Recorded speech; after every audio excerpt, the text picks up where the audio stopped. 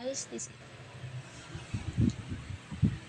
ayan, naayos pa natin yung camera natin. Ayan, so, ayan.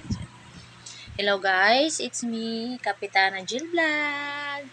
So ayan, kung di ka pa nakapag-subscribe sa akin, subscribe ka na guys, para lagi kang updated po sa mga video natin sa susunod. Ang gagawin natin ngayon ay, for today's video, ang gagawin natin ay tips para magkabahay. Kahit tindera lang tayo ng isda.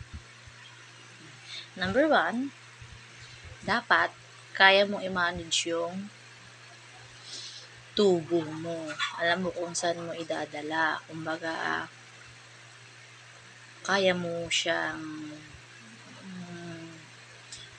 hindi naman sa tipirin. Ano ba yung tawag dun?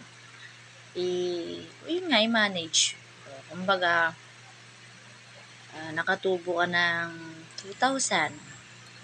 Bumili ka na ng bigas, grocery, ayan, ganun. Tapos, pag naman natira, ayan na, ibili mo ng materyales o kaya deposit mo dun sa hardware. I-deposit mo sa hardware para pagka papatayo ka na, pwede mong kunin siya ng boltuhan. Kasi, ako, based on my experience, at sa sitwasyon namin, hindi namin kaya magpatayo ng bahay na yung boltohan, guys. Yung bibilin lahat yung materyales para magawa siya kaagad. Kami hindi. Kasi kami talaga ay, kung hindi magtinda, wala rin, guys. Kaya, tips ko sa inyo, kagaya na kung tindera, ayan, kaya natin magkabahay. Kaya natin ipakita sa tao na kahit tindera lang tayo, kaya natin magkabahay at magpatayo. Basta, kaya mong i-manage yung tubo mo.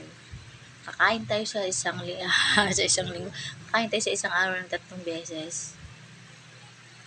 Huwag nyo nilalang ang mga tindera, di ba? Kasi wala naman silang bibilhin kung wala tayo. Kaya, sa kagaya kong tindera na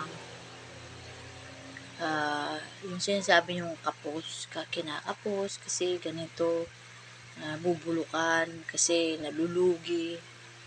Ganun talaga, hindi nawawala. Kaya bangon lang, tinda lang ng tinda, makakaahon din tayo. So yun, tips ko sa inyo, basta yung tubo nyo, manage yung mabuti, bilhin yung mga dapat, tapos yun, meron kang ipunin mo yung materyales, saka tayo magpapabahay. Kumbaga, pag meron ka ng naman tubo, patayo mo na yung isang poste. Kumbaga sa isang araw, di at least may natatapos at may nakikita tayo na pinupuntahan ng perang pinagpapaguran natin, di ba?